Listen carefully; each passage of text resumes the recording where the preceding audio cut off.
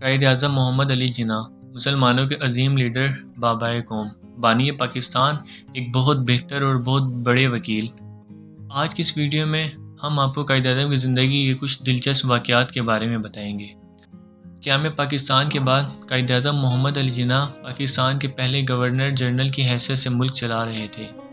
ایک دن برطانیہ کے سفیر نے کہا کہ برطانیہ کے بادشاہ کا بھائی آج پاکستان کے ایئرپورٹ پر آ رہا ہے، آپ انہیں لینے ایئرپورٹ پہنچ جائیے گا۔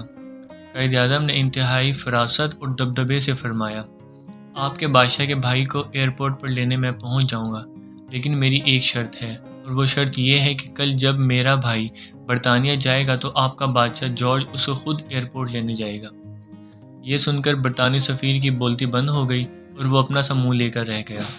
ایک دفعہ قائد اعظم کے ملازم نے وزٹنگ کارڈ آپ کے سامنے رکھا کہ یہ شخص آپ سے ملنا چاہتا ہے۔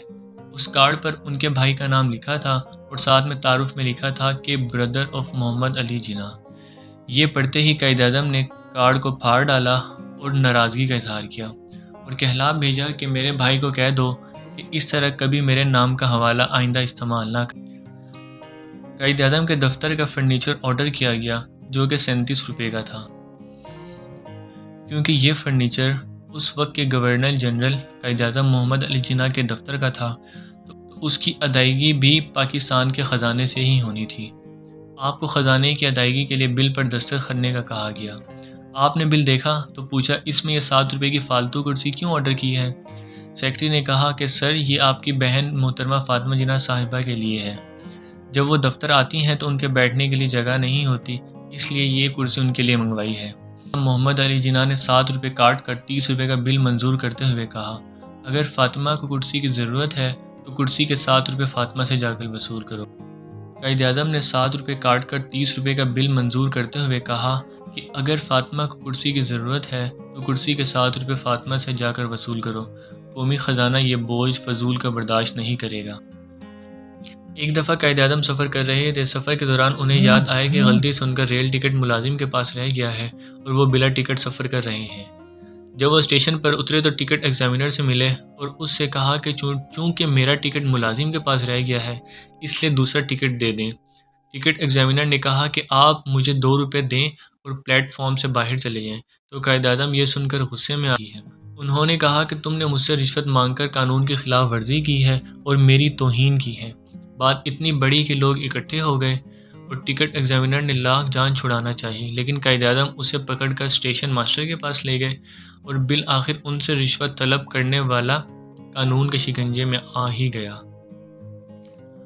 وکالت میں بھی قائد اعظم کے کچھ اصول تھے جن سے وہ تجاوز نہیں کرتے تھے، وہ جائز معاوضہ لیتے تھے۔ ایک دفعہ ایک تاجر آپ کے پاس مقدمہ لے کر آیا۔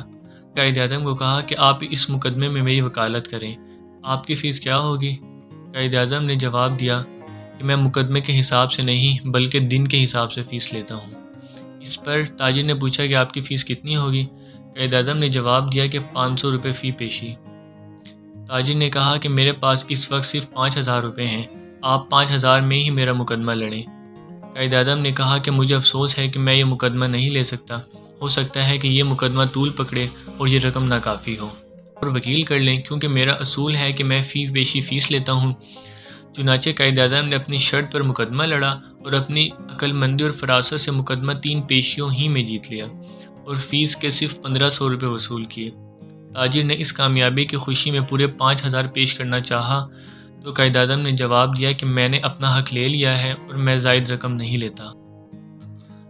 اگر ہم چاہتے ہیں کہ ہماری بات کی قدر کی جائے، ہماری عزت ہو، ہمارے ملک کو برابر کا مقام ملے، تو جس طرح قائد اعظم محمد علی جناح نے انتہائی عقل مندی اور فراست کے ساتھ برٹش سفیر کو ہینڈل کیا، اس میں ہمارے لیے سبق موجود ہے۔ انہوں نے یہ نہیں کہا کہ وہ برطانیہ کے بادشاہ کے بھائی کو لینے نہیں جائیں گے، انہوں نے اس پر اوپر سے حملہ کیا کہ کیونکہ میں برطانیہ کے بادشاہ کے بھائی کو ریسیو کرنے خود جا رہا ہوں تو اس لیے میں چاہتا ہوں کہ جب میرا بھائی برطانیہ جائے تو برطانیہ کا بادشاہ جارج اس کو خود ریسیو کرے۔ اسی طرح ہمیں وی آئی پی کلچر اور رشوت وغیرہ کو ختم کرنا چاہیے۔ اگر کسی آفیسر سے ملنا ہو یا پھر کوئی اور سرکاری کام ہو تو سفارش ریفرنس والے کلچر قائد اعظم چاہتے تو اپنے بھائی کو کچھ نہ کہتے، ان سے غصہ نہ ہوتے، لیکن کیونکہ وہ ایک اصول پسند انسان تھے، وہ پاکستان کو ایک ایسا رول ماڈل بنانا چاہتے تھے کہ دنیا اس کو فالو کرے۔ اور قائد-اعظم نے اس بات کا اظہار اپنی بہت سی سپیچز میں کیا بھی ہے۔